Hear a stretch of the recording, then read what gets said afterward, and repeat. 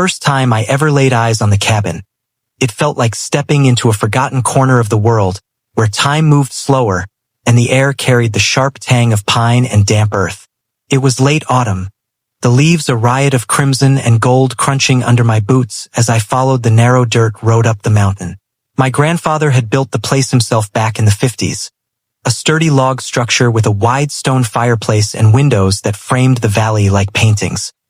He'd left it to me in his will, along with the surrounding 200 acres of untouched forest. Land that had been in our family for generations. I was 32 then, burned out from city life and a job that sucked the soul right out of me. So I quit everything, packed a truck, and headed there to start over. The drive up was peaceful. Just the hum of tires on gravel and the occasional deer darting across the path. But as I crested the ridge, I noticed something new. A cluster of modern homes nestled in the valley below, all uniform roofs and manicured lawns, connected by a freshly paved road that wound its way right through the lower edge of my property. I'd heard whispers from the lawyer handling the estate that a development had gone in a few years back. But seeing it was different.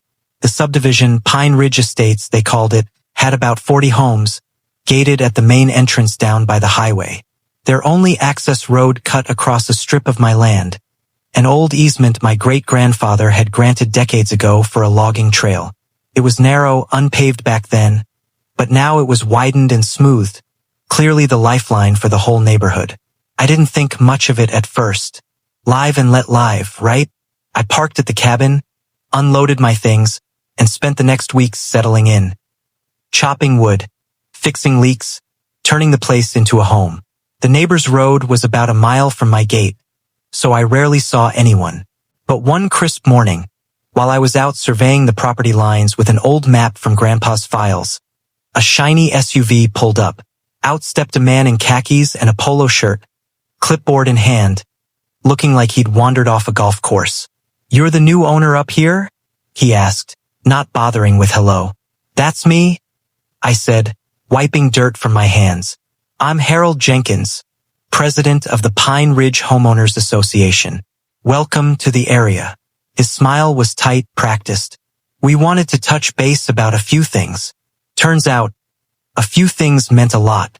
Harold explained that over the years, as the subdivision grew, they'd come to rely heavily on that road through my land. It was their primary entrance now. The original access from the highway had flooded repeatedly and become unreliable. They maintained it, plowed it in winter, even paved part of it. In exchange, they'd always had informal permission from my grandfather to use it freely. But now, with me as the new owner, Harold wanted to formalize things. Join the HOA, pay dues, abide by the covenants. The cabin wasn't part of the original development, but since the road crossed my land, they figured I should contribute. I laughed at that. "My cabin's been here longer than your whole neighborhood. I'm not joining anything." Harold's face hardened a bit. "Look, we're reasonable people. The dues help keep everything nice, landscaping, security gate, community events. And that road, well, it's vital for us." "Vital for you," I corrected. "It's my private road on my private land. The easement was for access, not for you to claim it." He left with a warning that we'd revisit this, but I shrugged it off. I had no intention of blocking anyone. I wasn't looking for trouble. Life at the cabin was good. Quiet mornings with coffee on the porch, hikes through the woods, evenings by the fire reading old books Grandpa left behind. I even waved at the occasional neighbor driving by. But Harold and the HOA board didn't let it go. Letters started arriving, polite at first, inviting me to meetings, offering compromises like reduced dues if I agreed to certain restrictions, no commercial vehicles, approved exterior colors, that sort of thing. I ignored them. Then the tone shifted. Citations for unsightly, with piles visible from their road. Complaints about my truck parked near the gate. One day, a tow truck showed up claiming my old Jeep was abandoned on community property. I chased them off, but it was clear they were testing boundaries. The real escalation came in spring, when I decided to install a proper gate at the entrance to my drive. Nothing fancy, just a metal swing gate with a lock to keep out wandering ATVs and hunters. I'd mentioned it casually to a local contractor, and word got around. Harold showed up again, this time with 2 board members in tow. "You can't gate that off," he said flatly. "It'll disrupt access." "My access," I replied, "to my cabin. But our road connects right there. Emergency vehicles, deliveries. Think of the safety issues." I pointed to the map. "Your subdivision has its own entrance down the mountain. Use that." He scoffed. "That old road washes out every heavy rain. We've invested thousands maintaining the upper route, your route. Then invest in fixing your own," I said, and closed the door on them. That should have been the end, but the HOA wasn't used to hearing no. They lawyered up, sending demands that I grant a permanent easement or face legal action. My own lawyer, a grizzled guy from town who'd known Grandpa, reviewed everything and assured me the original easement was limited. Non-exclusive access for residential purposes. No obligation for me to join or pay. They could use the road, but I controlled the gate to my property. Still, the pressure mounted. Anonymous complaints to the county about unsafe structures at the cabin. Inspections that found nothing. Neighbors I'd never met suddenly glared when our paths crossed in town. Harold even tried the friendly approach again, inviting me to a community barbecue to clear the air. I didn't go. By summer, I'd had enough of the harassment. I installed the gate anyway, sturdy steel, padlocked with no trespassing signs. It only blocked my driveway to the cabin. Their road skirted around it. But to them, it was a declaration of war. They saw it as me lording power over their access point. One weekend, I headed down to the city for supplies, planning to be gone a couple days. When I returned late Sunday night, my headlights caught something wrong. A massive concrete barrier poured right across my gate, sealing it shut. Fresh cement still curing with rebar sticking out like teeth. A sign hammered into it read, "Pine Ridge HOA property, unauthorized access prohibited. Violations will be prosecuted." My blood boiled. They'd waited until I was away, hired a crew at dawn probably, and entombed my gate. No warning, no court order, just vandalism dressed as authority. I couldn't even get my truck through. I'd have to hike in with groceries. Furious, I called the sheriff, but it was late, and the deputy who showed said it was a civil matter, advised consulting a lawyer. That night, sleeping in the cab of my truck parked nearby, I pored over the property documents by flashlight. The easement details jumped out. It allowed passage, but the HOA had no right to alter or block my access to the cabin. More importantly, buried in the fine print was the layout. Their paved road forked right at my gate, looping through my lower acreage before connecting back to the highway alternative. Over years of improvements, they'd rerouted everything through my land, abandoning the old flooded path entirely. In essence, that strip was now their only reliable exit. A slow grin spread across my face in the dark. They'd sealed my gate, thinking they were cutting me off.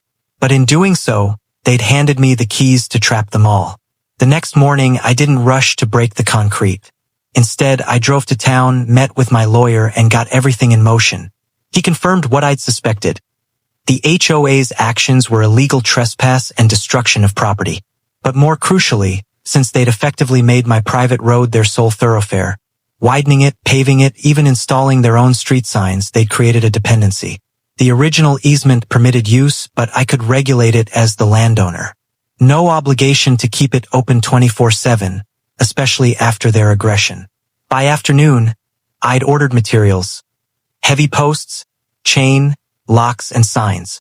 While waiting for delivery, I hiked up to the cabin, unpacked what I could carry, and started planning. Revenge wasn't about rage anymore. It was cold, calculated satisfaction.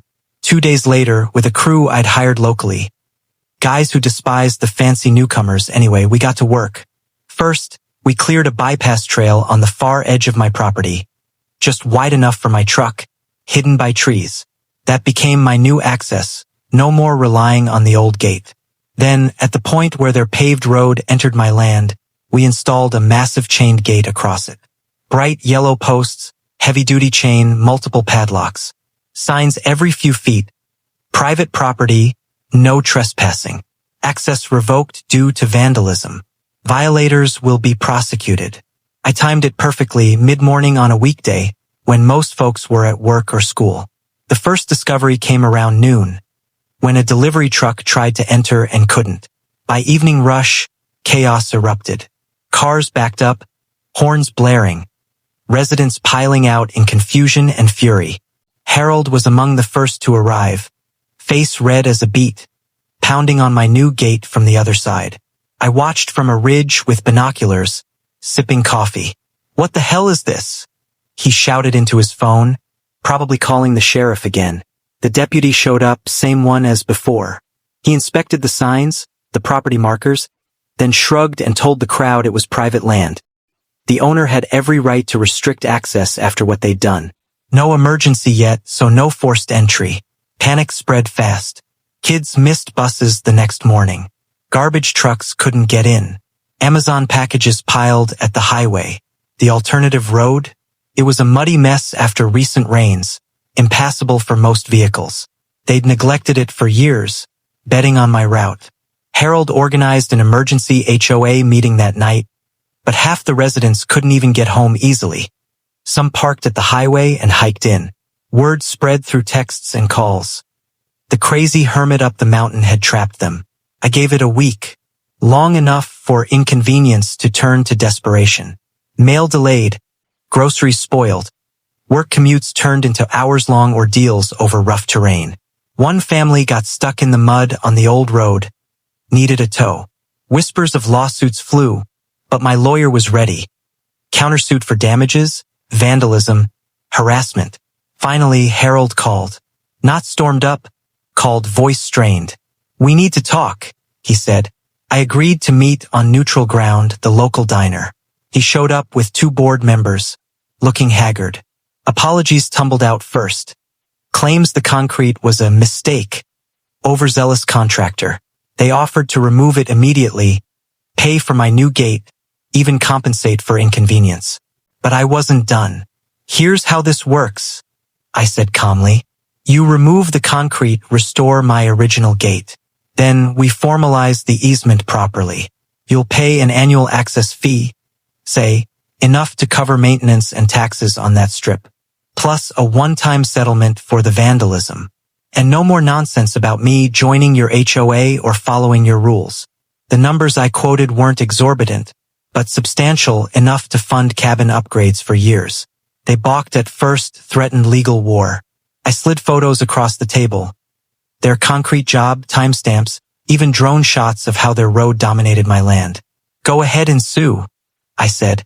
"Discovery will show you've abandoned your original access, made mine essential. Courts don't look kindly on that after you blocked my property first." They caved. Quickly. Within days, crews jackhammered the concrete, hauled it away. My gate was restored, better than before. The access agreement was signed, notarized, ironclad. Annual payments wired directly, no HOA involvement. Life returned to quiet, but sweeter. Neighbors waved now, cautiously friendly. Harold retired from the board soon after, moved away, rumor had it. I added solar panels, a workshop, even a hot tub on the porch with the access fees. Sometimes, driving my bypass trail, I'd glance at their road, smooth, well-maintained on their dime, and smile. They'd thought sealing my gate was smart, a power play to force compliance. Forgot or never realized that their only real exit ran straight through my land. And now they pay for the privilege. Every year. Sweetest revenge? It's not the money. It's knowing they remember who really holds the keys.